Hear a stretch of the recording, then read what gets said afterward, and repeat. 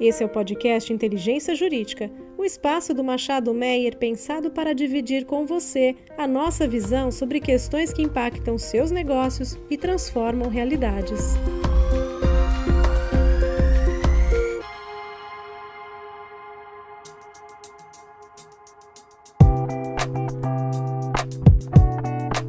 Saudações a todos, esse é mais um episódio da série Transição Energética do podcast Inteligência Jurídica do Machado Meyer. Nesse episódio, tenho a satisfação de contar com a participação da minha sócia Laura Souza. Como vai, Laura? Olá, Ana, obrigada, muito bom estar aqui. E não menos especial a participação nesse episódio do Wagner Ferreira, diretor institucional e jurídico da ABRAD, Associação Brasileira de Distribuidoras de Energia Elétrica, professor, autor de diversos livros no setor elétrico e um grande expoente no setor, participando ativamente das principais discussões e debates no setor de distribuição de energia no Brasil. Como vai, Wagner? É um prazer estar aqui. Muito obrigada por ter aceitado o convite de estar com a gente hoje. Oi, Ana. Obrigado a vocês. Em seu nome, agradeço a todo o time Machado Meyer por essa oportunidade. Muito bom. Wagner, o nosso episódio, a nossa série, ela passa muito pelo fio condutor da transição energética, né? E nesse contexto, como você vê a contribuição do segmento de distribuição para o contexto de transição energética, de metas de descarbonização, prevenção na Acordo de Paris? Como é que é a tua visão sobre essa contribuição do segmento de distribuição para o setor de energia e para a transição? Obrigado, Ana. Vamos lá. Esse é um tema que a gente ficaria aqui falando horas, é um tema desafiador, é um tema complexo, mas eu tenho muita satisfação e muito orgulho em poder representar uma associação que, no final do dia, representa o elo de tudo isso. Se existe uma transição energética do ponto de vista mais formal, essa transição energética ela necessariamente passa pela distribuição de energia. Por quê?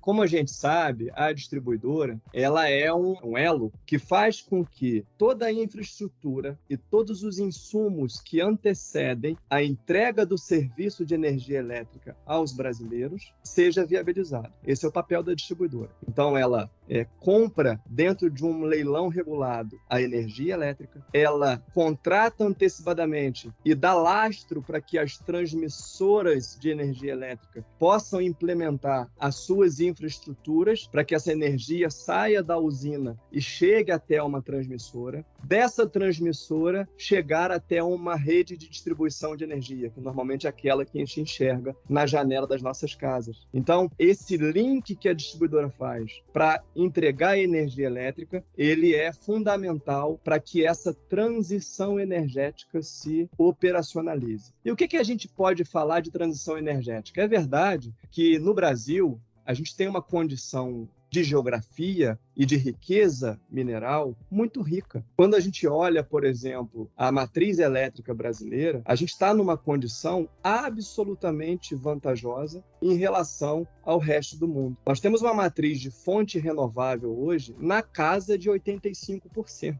Isso é abissal, Então, quando a gente fala de transição energética olhando para o Brasil, a gente precisa olhar o que nós somos e sair um pouco do discurso, às vezes, fácil de uma competitividade mundial, de uma tendência mundial, porque a gente sabe que o resto do mundo tem uma condição diferente da nossa em recursos naturais. Então, se você olha a matriz elétrica da Alemanha, da França, da Áustria, dos Estados Unidos, ela não é igual à nossa. Por quê? Porque eles não têm a riqueza que nós temos, por exemplo, em hidrelétrica. Então, a gente precisa entender, primeiro, se a gente olhar do ponto de vista das emissões, nós estamos, pelo menos, 3, 4 passos à frente do resto do mundo. O que a gente precisa olhar dentro da sequência da transição energética, olhando para o futuro? Primeiro, eu acho que é a coerência. O que o nosso país, de fato, precisa dentro dessa transição energética, de ter uma energia cada vez mais limpa, mais fluida, que faça menos emissões e que possa, de fato, contribuir com o seu papel ambiental e social. Essa é a primeira questão que a gente tem que responder de maneira absolutamente verdadeira, sem viés, sem olhar para si e olhando para o produto fim. Gente, qual é o produto fim que nós estamos falando? É a entrega do serviço público de energia elétrica a todas as pessoas, a todos os brasileiros. Não é a A, não é a B, não é a C. São a todos os brasileiros. E aqui eu faço um puxado em relação ao que nós somos enquanto país. Um país demograficamente complexo. Há 2 meses atrás, vivíamos uma chuva torrencial em Petrópolis. Hoje, nós vivemos uma chuva torrencial em Pernambuco, em Recife. Amanhã, numa outra região. O nosso país é um país plural, diferente da grande maioria dos países do resto do mundo. Então, essa é a primeira questão. Isso nos dá um desafio do ponto de vista social absurdo. Nós temos uma condição econômico-financeira nos nossos estados que são diferentes. Eu não posso ter uma solução pensando no país que seja igual para todos. Ela precisa se amoldar à condição específica de cada região. Não sei se vocês sabiam disso, mas nós temos regiões no país em que 50% dos clientes residenciais, eles são atendidos por programa social do baixa renda. A gente precisa ter essa realidade na ponta das nossas decisões, sob pena de tomar decisões em benefício de grupos ou de setores que não vão entregar valor a todos os brasileiros. Eu não estou defendendo aqui uma política pública social ampla e restrita, não é isso. O que eu estou defendendo aqui é que a transição energética precisa olhar para o fim que ela se destina. E a distribuição é um elo precioso para isso, porque nós chegamos na casa de todos os brasileiros. 99,8% da população brasileira é atendida pelas distribuidoras de energia elétrica, com qualidade, com energia segura, para que todo mundo possa, a partir da energia, gerar a sua ou qualidade de vida ou a sua prosperidade. É muito sério isso. A gente não pode estar discutindo numa ponta um subsídio, um benefício, um incentivo a quem quer que seja, sem olhar para a ponta disso que custa para alguém. Efetivamente, para mim, esse é o olhar da transição energética dentro do setor elétrico brasileiro. É para onde a gente precisa olhar. Uma coisa importante que a gente tem que olhar nesse contexto é o seguinte: como é que é organizado o nosso setor elétrico? Ele tem o que nós chamamos de mercado cativo ou mercado regulado, que é aquele mercado que está na mão das distribuidoras do ponto de vista da relação comercial. E tem também aquele mercado que se chama de mercado livre, que é aquele consumidor que pode escolher a sua fonte de energia, mas que precisa contratar a infraestrutura para que essa energia possa ser transitada pelas redes elétricas. Então, nós temos esses dois grupos de consumidores. Eu vou olhar aqui basicamente para o mercado cativo, que ele é mais representativo e ele precisa ter um olhar um pouco mais focado do ponto de vista das políticas e decisões setoriais. O que acontece hoje? Quando você compra uma energia em leilão público, organizado pelo Ministério, pela EPE, pela ANEEL, você está comprando uma energia que ela entrega, em primeiro lugar, segurança. Ou seja, em algum momento no futuro, a distribuidora vai comprar uma energia disponível para que essa energia possa ser entregue ao conjunto de brasileiros. Esse leilão é feito hoje e ele é viabilizado a partir de uma infraestrutura que vai se financiar pela própria remuneração do setor elétrico. Ou seja, é o setor elétrico que faz com que essa infraestrutura seja desenvolvida. Porque quem é que arrecada todos os valores do setor? É a distribuidora. Então, ela é o caixa para também gerar a infraestrutura necessária para o país. Isso é importante. Então, se a gente tira a segurança que existe no pagamento e na assunção dos recursos que são necessários à infraestrutura, quem é que vai dar essa segurança amanhã? Hoje, a distribuidora dá esse lastro, na grande maioria dos projetos. Se a gente tira, por exemplo, receita do mercado cativo e coloca isso no mercado livre ou em outros mercados, quem é que vai dar essa proteção estrutural para o setor elétrico viabilizar os seus projetos estruturantes? Construção de usinas, construção de infraestrutura de transmissão, por exemplo. Porque hoje é assim que esses projetos, na grande maioria, se viabilizam. Eu não estou defendendo que essa receita passe pela distribuidora, até porque o cenário futuro, essa receita, eu vou explicar mais para frente, ela vai ser melhor organizada dentro do setor elétrico. A questão é o mercado cativo, que está com a distribuidora, faz o pagamento das suas contas, a distribuidora recebe a conta de luz, lá, o valor da conta de luz, e 80% dessa conta é repassado à geração, transmissão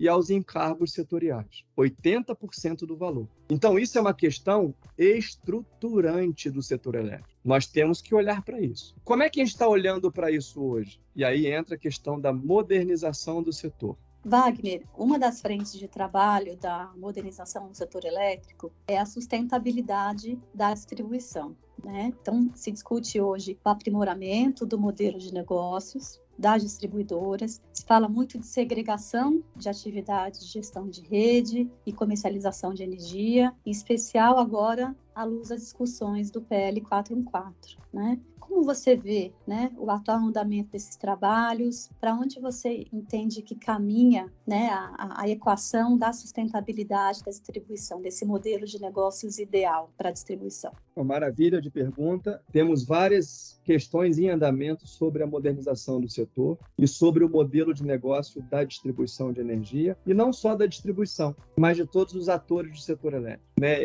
Eu procurava explicar um pouco antes de como funciona o papel de geração de receitas do setor elétrico hoje dentro das nossas atuais políticas. Então, eu dizia que a distribuidora de energia elétrica, ela é o arrecadador do setor. É ela, no final do dia, que vai gerar a proteção necessária financeira para que os projetos de infraestrutura de geração e transmissão possam se viabilizar. Porque 80% do valor da conta de energia é destinado a outros atores: geração, transmissão e encargos e subsídios. Basicamente, então, a gente precisa falar não só de um novo modelo de distribuição, mas um novo modelo de setor que se sustente. Como é que a gente enxerga isso, Ana? Basicamente o seguinte: hoje você tem uma junção da atividade de comercialização regulada e da atividade de distribuição de energia. O que uma distribuidora faz no final do dia? Ela opera fio, ela entrega uma infraestrutura elétrica para que um insumo, a energia, passe de uma ponta para outra. Esse é o papel da distribuidora. E o que a distribuidora faz além disso? Ela faz a contratação da energia necessária para esse mercado. Ela faz a gestão do fluxo de caixa do setor a partir do conjunto de custos que estão na tarifa de energia elétrica e entrega isso para o setor elétrico em contraprestação a esses serviços basicamente de geração e transmissão. Só que isso, de certa forma, ele está misturado dentro da operação da distribuidora. Então, o que a gente defende? Primeira coisa, é preciso alocar os custos de forma segregadas. Uma coisa é a atividade de comercialização regulada para dar sustentação aos consumidores desse mercado de energia regulada. A outra coisa é a operação do fio, é a operação do serviço de entrega dessa energia de um ponto a outro. O universo da operação de energia numa contabilidade. E olha o universo da comercialização regulada na outra contabilidade. O que isso vai trazer de ganho para a gente? Eficiência e tratamento das distorções. Esse mercado de energia regulado, ele sofre uma série de questões relativas a essa compra e venda. Incentivos, descontos, dolarização e uma série de outras coisas que estão no conjunto desses contratos regulados que quem gerencia no final do dia é a distribuidora. Necessariamente a distribuidora incorre em custos por conta disso. E esses custos são, no final do dia, apresentados numa conta de luz, lá a partir dos instrumentos regulatórios que gerenciam e que conduzem, organizam a tarifa de energia. Quando a gente segrega, a gente enxerga os problemas e a gente precisa tratar esses problemas que são do setor elétrico. Essa é a primeira coisa. A segunda coisa, eu preciso desverticalizar formalmente esses contratos. Uma coisa é o negócio da distribuição, da operação do fio, da infraestrutura, como é a transmissora. A outra coisa é a comercialização regulada, a compra e venda de energia que essa distribuidora faz. Então, esses negócios, para além da contabilidade, precisam ser desverticalizados, separados, CNPJs distintos, negócios distintos, riscos e oportunidades distintas. A partir disso, a gente vai ter uma nova conjuntura para recepcionar todas as mudanças que estão ocorrendo em função dessa chamada modernização. Eu acho que esse é o primeiro movimento. Segundo movimento, em paralelo a isso, uma aplicação de uma tarifa que eu consiga enxergar essas duas componentes que eu falei. Uma é a componente do fio e a outra é a componente do custo da contratação regulada. Por quê, Ana? Porque hoje, quando eu olho a minha conta de luz, se eu sou, por exemplo, uma pessoa que instalei energia solar e por acaso agora eu estou gerando energia solar e não estou consumindo da rede, certo? Esse valor, pela forma como a tarifa é calculada, ele está sendo rerateado com todos os demais consumidores. Eu preciso ter uma tarifa onde a medição do uso da rede seja uma medição real. Se eu usei 30% dela, eu vou pagar 30% dela. Se eu usei 60%, eu vou pagar 60%. O que acontece hoje? Eu dou um incentivo a determinados atores para que ele possa se viabilizar, dando um desconto no uso do sistema de distribuição e transmissão. Ok. Só que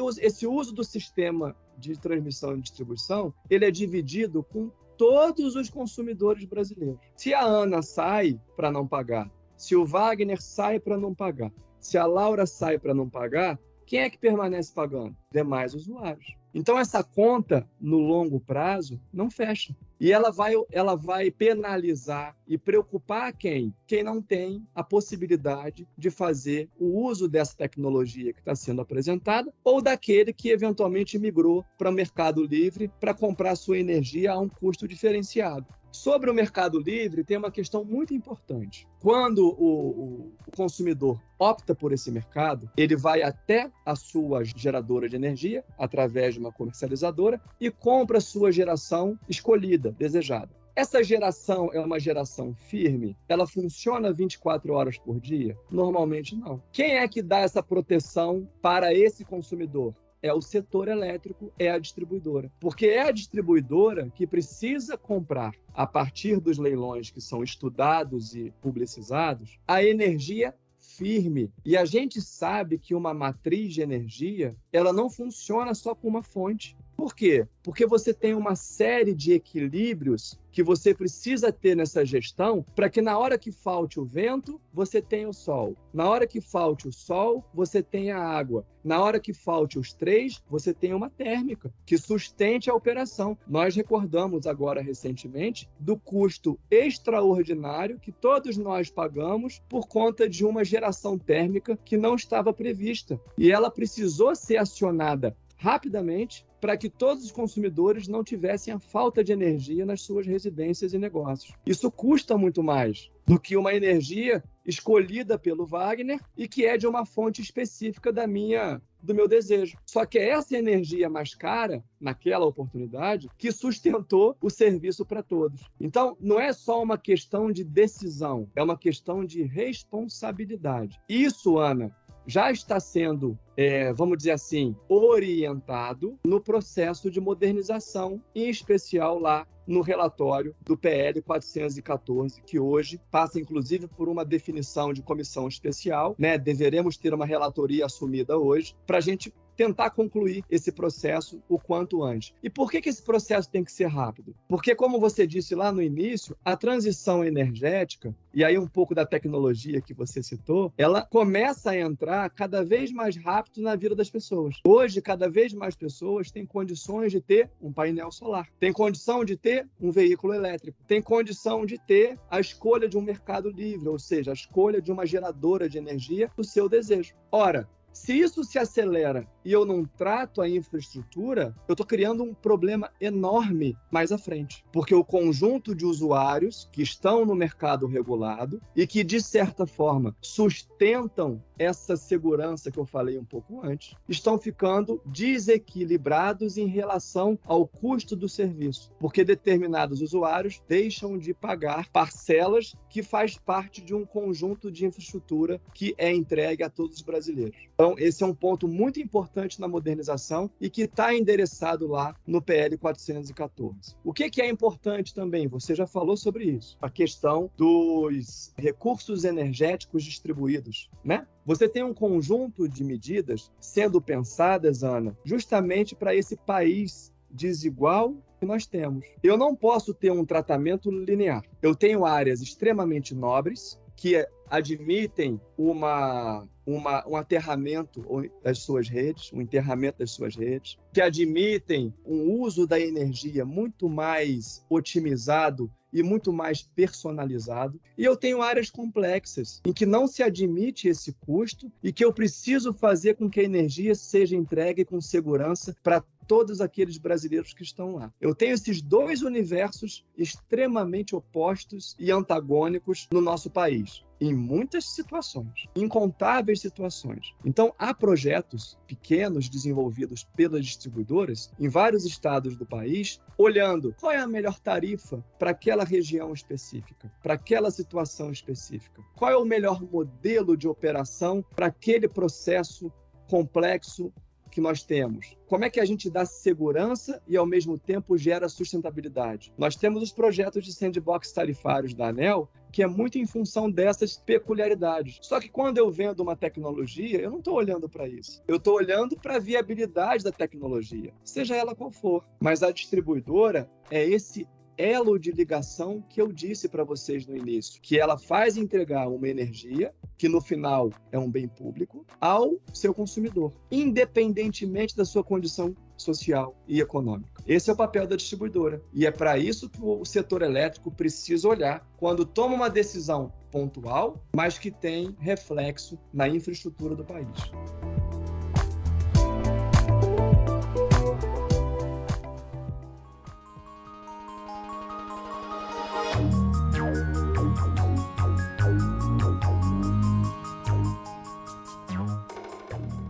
Muito obrigada, Wagner, especialmente por trazer todas essas pontas, né? Às vezes a gente fala em transição energética e, como você muito bem falou, o Brasil está vários passos à frente de outros países do mundo quando se fala em geração, quando se fala em matriz renovável, e a gente já está tendo que pensar aqui no segundo passo, que é a transição energética justa, né? E tudo que você falou aí leva muito para esse nível de aprofundamento que a gente aqui no Brasil, por ser justamente pioneiro numa transição energética, no primeiro nível da cadeia, a gente tem que pensar nessa justa. E nesse sentido, uma dessas mudanças também trazidas pelo 414, pelo PL, é justamente a portabilidade. E eu queria entender como você vê a inserção da portabilidade nesse contexto que, como você muito bem falou, dos custos que talvez a gente não coloque na conta, né? Que são os custos dos transportes, o custo que fica para o consumidor. Como a portabilidade se encaixa nisso? Laura, excelente ponto, e eu vou procurar responder para você de maneira bastante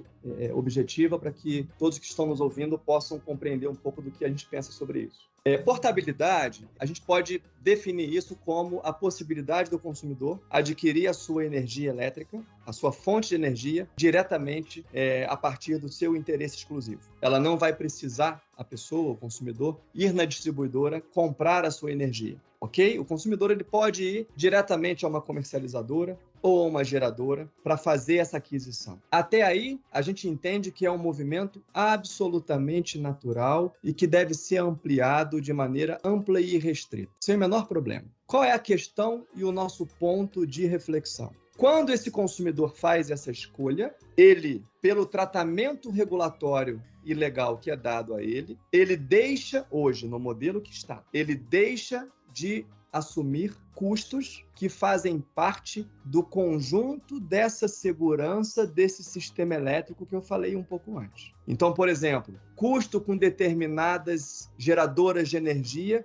que estão nos contratos regulados não são pagos por aquele que opta por sua compra de energia no Mercado Livre. Esses descontos, eles não podem ser um benefício apenas para quem está comprando a energia, mas ele tem que ser também tratado na ótica do custo que esse benefício está sendo refletido para aqueles que permanecem no mercado regulado, que é assegurado pela distribuidora de energia. O que é importante a gente entender nisso? Se eu opto hoje por comprar minha energia solar no Mercado Livre, não tem nenhum problema, desde que eu pague pelos custos proporcionais que o sistema está me oferecendo para me dar energia segura 24 horas por dia. É isso. É simples como isso. Tem um monte de tese, um monte de desenvolvimento, relatórios infindáveis,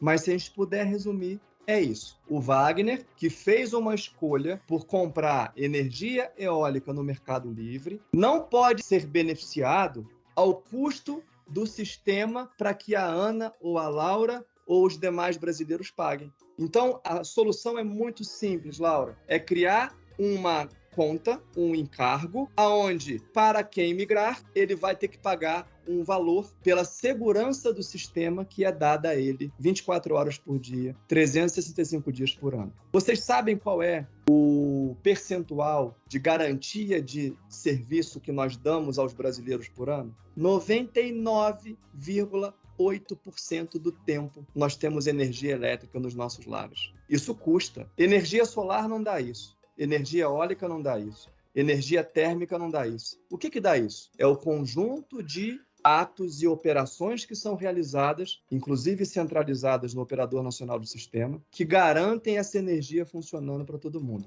Então, a portabilidade sim, estamos plenamente de acordo, porém, com um tratamento que seja equânime e justo a todos os usuários do serviço. Todos, sem distinção, sem bandeira, sem lobby, sem predileção a qualquer fonte. É simples como isso. Se a gente conseguir fazer esse tratamento, eu acho que a gente caminha muito bem numa portabilidade mais ampla, mas ao mesmo tempo sustentável para o país. Wagner, aproveitando para fechar aqui com chave de ouro o nosso bate-papo, voltou para a agenda a questão tarifária, né?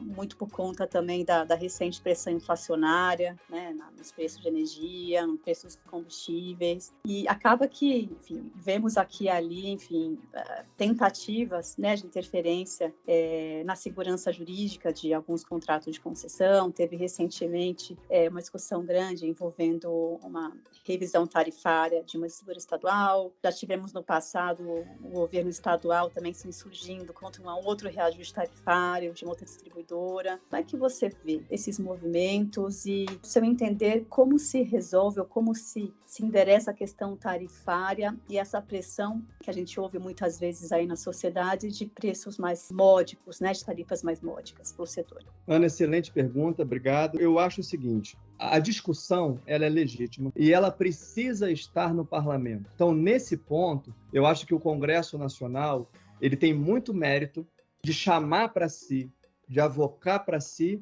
uma responsabilidade por um bem público. Energia elétrica é para todos. Deve ser módica para todos, especialmente para aqueles que mais precisam. Então, eu acho que está na responsabilidade do parlamentar ele trazer a discussão de um tema que ele é central para a vida dos brasileiros. Ótimo. E a gente participa disso, a gente nutre isso, a gente dá informações técnicas para que as decisões possam ser bem dimensionadas e bem definidas. Agora, aonde é que eu acho que é preciso muito cuidado e a nossa reflexão tem sido por aí? E pouca gente conhece, é preciso ter informação, né? E não é a informação básica que está no nosso dia a dia, é a informação de como funciona o setor. Normalmente quem conhece são as pessoas que trabalham no setor, né? Então, pouca gente sabe que 80% do que está na conta de luz não é gerenciável pela distribuidora. Não é. 80%, Ana. Eu estou falando o seguinte, a cada R$100 que eu arrecado, R$20 é para a distribuidora operar, fazer manutenção e investir, e os outros 80% ela tem que pagar aos demais agentes, independentemente da adimplência. Faturou, pagou, independentemente da adimplência. Pouca gente sabe disso. Então, nesses reajustes atuais, na casa de 20%, 25%, né, que está além do que nós desejaríamos e do que nós trabalhamos, inclusive, 4%, em média, é da distribuidora. De um reajuste de 25%, 4% é da distribuidora. 21% pertence vamos dizer assim, ao conjunto de custos do setor. Para onde é que a gente tem que olhar, Ana? É simples, para onde existe a pressão. A pressão está onde? Basicamente em 3 lugares. Geração, que é uma questão estrutural que tem que ser olhada de maneira muito firme. Quando a gente pensa em benefício, subsídio, incentivo, tem que olhar para essa conta. Geração. Tem que olhar para encargos, setoriais, que são os subsídios dados lá na CDE, na Conta de Desenvolvimento Energético, baseados em lei, baseados em legislação. E temos que olhar para esses 3 que eu falei, dão basicamente 70% da sua conta. Para onde é que a gente tem que olhar? Geração, encargos setoriais, CDE e tributos. Esses 3 são os grandes vilões dos atuais reajustes tarifários. Pelas suas razões. Não existe nada de anormal, não existe nada de imoral, de ilegal. Existe um fato, um conjunto de leis e eu estou tendo um resultado na mão. Esse resultado na mão está me dizendo que 70% do problema está sendo gerado por 3 itens. Onde é que eu tenho que atuar? A sociedade tem que atuar onde? Nos 3 itens. Se eu olho a distribuidora isoladamente, nos últimos 10 anos, ela é mais eficiente, ela custa menos do que custava há 10 anos atrás, proporcionalmente para cada brasileiro. Por quê? Porque a regulação da distribuição, ela é medida pela eficiência. Foi eficiente, você ganha, mas você entrega uma captura. Essa eficiência é devolvida ao consumidor em forma de redução de tarifa. Agora, subsídio não. Nós saímos de 2003 com 6 bilhões de reais na conta CDE e hoje nós temos 35 bilhões. 35 bilhões, que é quase 13% da nossa conta de luz. Tributos, ICMS e tributo federal, 35% é carga tributária. Faz sentido que a energia elétrica tenha uma alíquota de itens supérfluos na faixa de 25%? O bem que mais gera prosperidade para a vida das pessoas é a energia elétrica. É o bem que mais gera industrialização, desenvolvimento. Faz sentido isso? A resposta está aí, tão simples quanto isso. E que bom que o Congresso, em cima dessa discussão dos reajustes tarifários, começou a tratar essas questões. Perfeito, Wagner. Muito obrigada. E você sempre com um olhar muito, muito objetivo e crítico, onde a crítica tem que existir, né? Enfim, então, parabéns aí pelo trabalho que você vem desenvolvendo. Parabéns à associação, parabéns à Brad também, sempre presente em todas as discussões e temas relevantes do setor.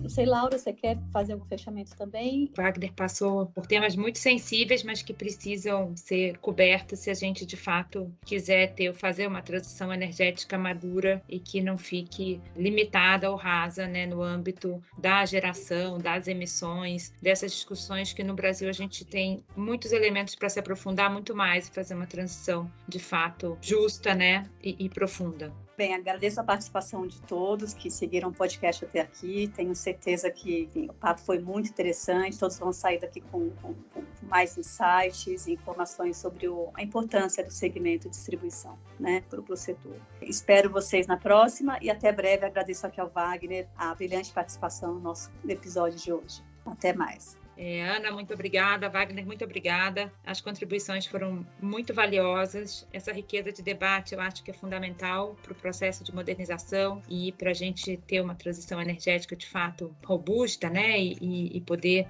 também estar no expoente, aí o Brasil ser um expoente também na transição energética. Muito obrigada. Eu queria agradecer a todo o time Machado Meia, aqui nas pessoas da Ana Karina e da Laura Souza, advogadas brilhantes, dedicadas e que conhecem muito do setor de infraestrutura do país, do setor elétrico. E eu fico muito honrado, em nome da Brad, de poder estar participando desse ambiente aqui com vocês, trazer um pouquinho da nossa percepção, daquilo que a gente estuda, daquilo que a gente se dedica, em benefício de um serviço público que é entregue com qualidade a todos os brasileiros. Então, fico muito honrado, muito feliz. Queria agradecer a participação de todos. Aguardo os inputs, todos que vocês tiverem, para a gente poder desenvolver outras reflexões. Obrigado. Boa, fechamos com chave de ouro.